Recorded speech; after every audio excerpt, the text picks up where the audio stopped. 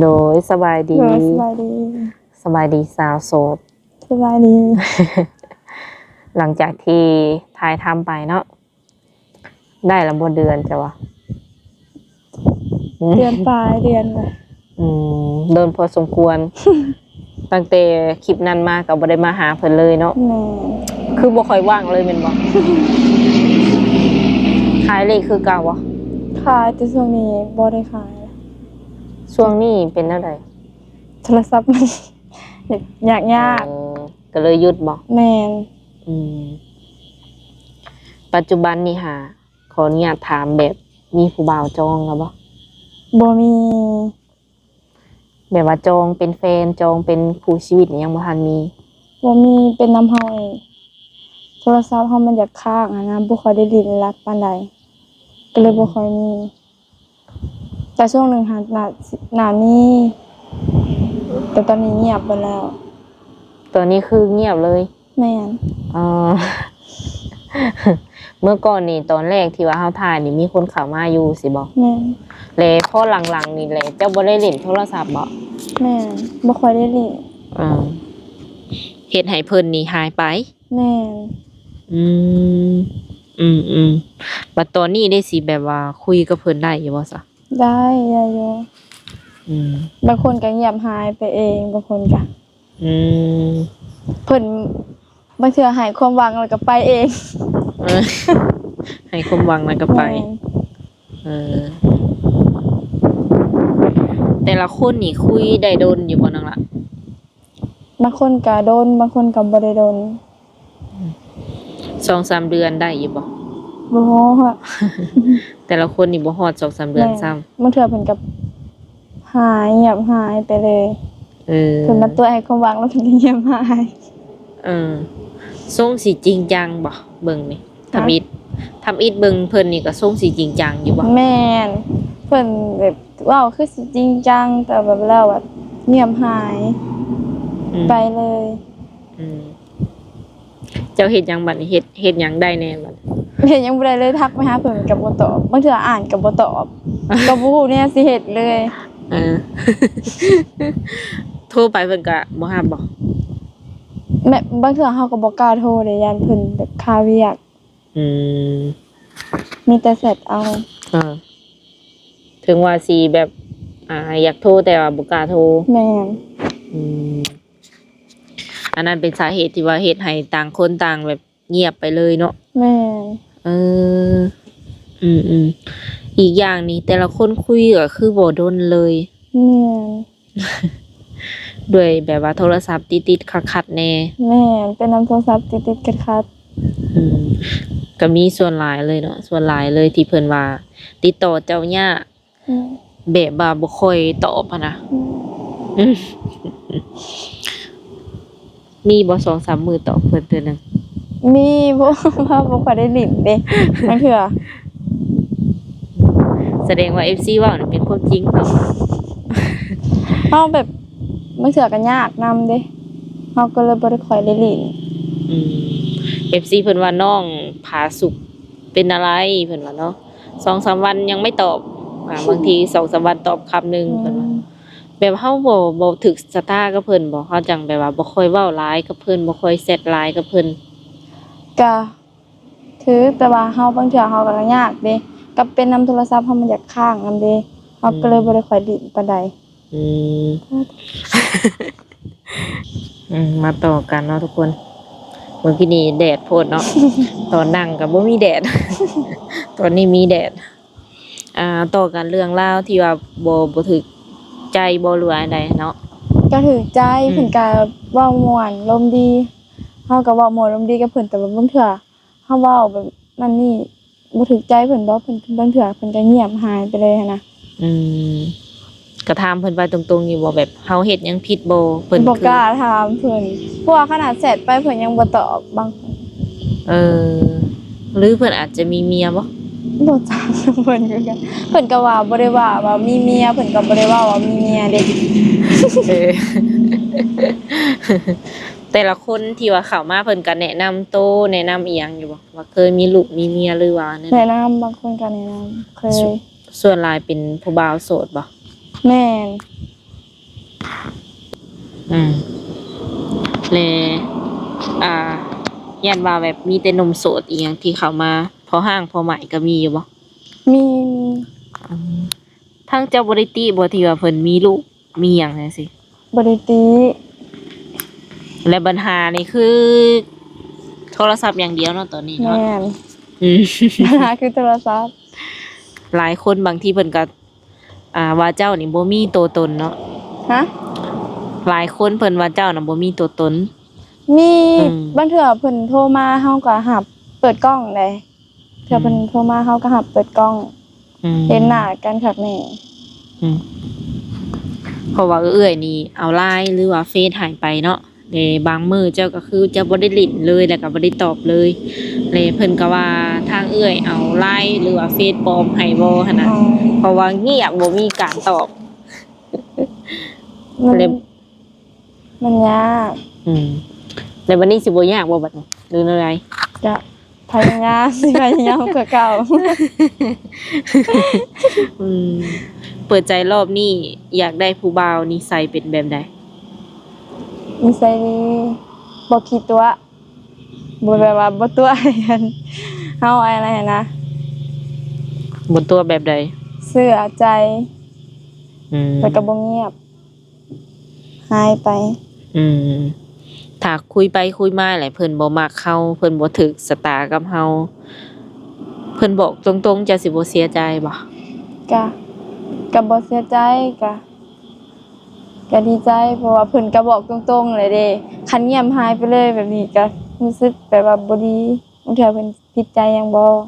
อืมบอกกันตรงๆนั่นจะดีกว่าเนาะ แม่ อืม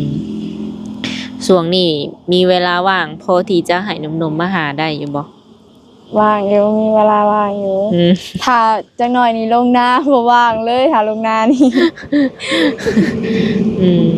ปีนี้ก็มีวางแผนเฮ็ดให้เฮ็ดนาอยู่บ่ ฮะ ปีนี้ก็เฮ็ดนาอยู่บ่ เฮ็ดทุกปี เออ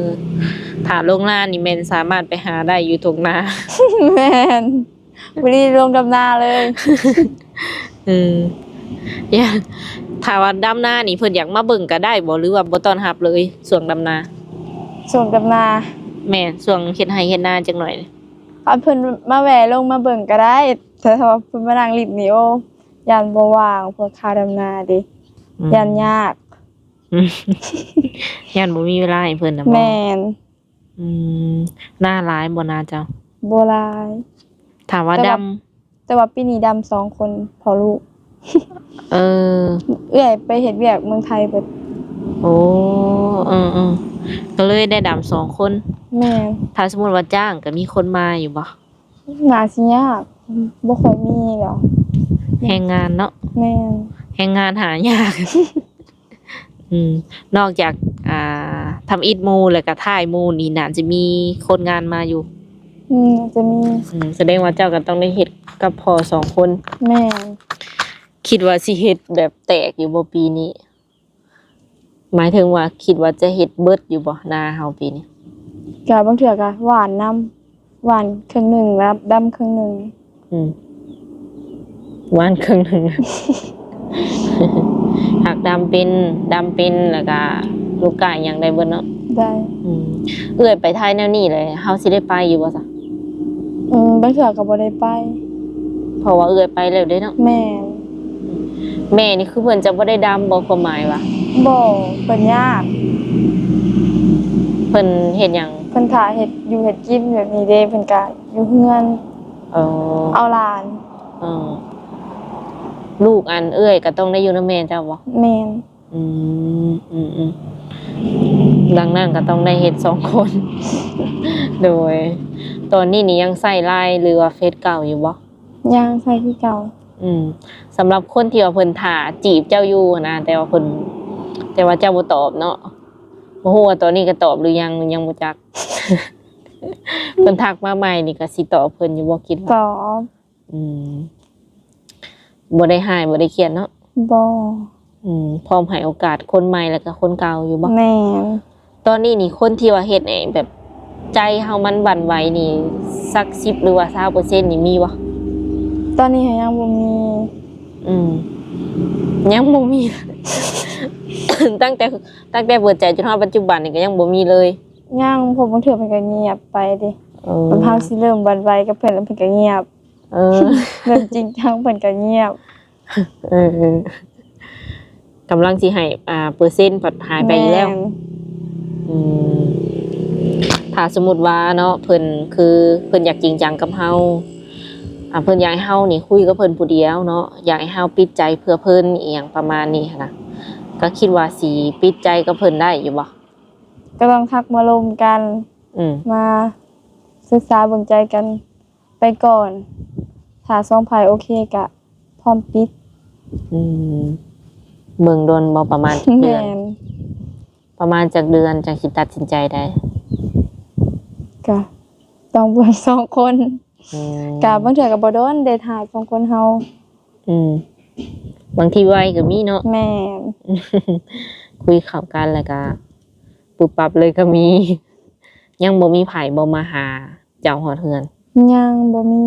อืมแม่เพิ่นก็ฮู้บ่เวลาเฮาคุยกับผู้บ่าวคนใดคนใด ฮู้ฮู้ ถ้าเฮาสิคบกับไผนี่ต้องให้แม่กับพ่อสแกนคักแน่บ่ ก็ต้องให้เพิ่นเบิ่งก็บ่แม่นสแกนครั้ง อ๋อ นี้เพิ่นก็ต้องเบิ่งก่อน โดยถ้าเพิ่นบ่มักนี่คือเฮา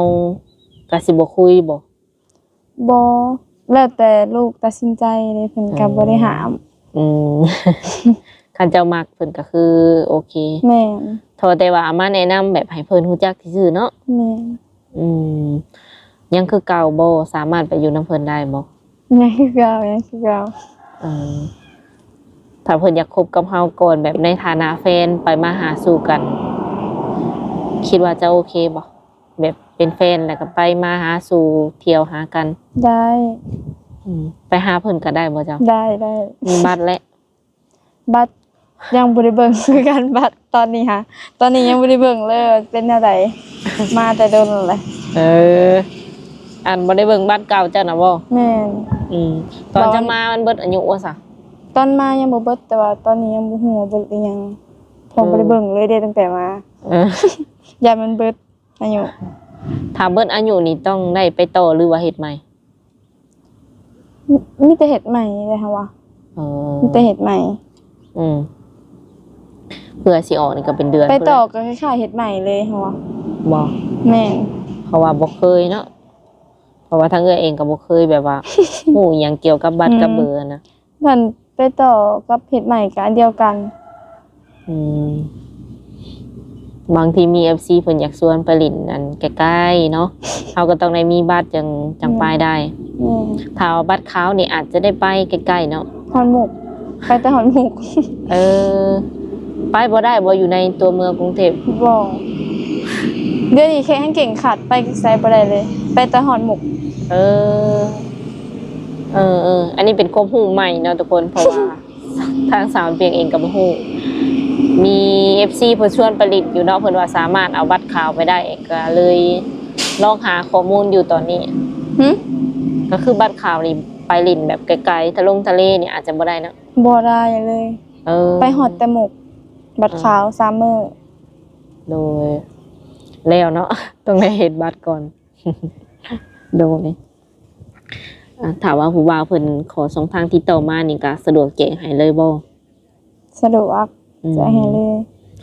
ขออนุญาตถามในแบบช่วงไหนจะว่างแบบว่างอีหลีนะ ช่วงตอนบ่าย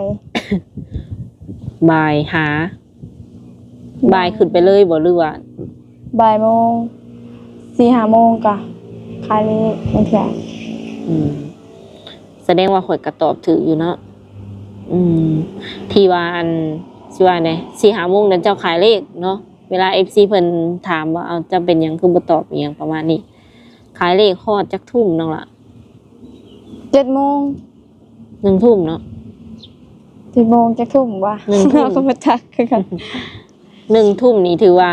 วางเรียบร้อยเนาะได้กินข้าวกินน้ำอยู่ว่าซะแต่ละมื้อแต่ละวัน ได้กินอยู่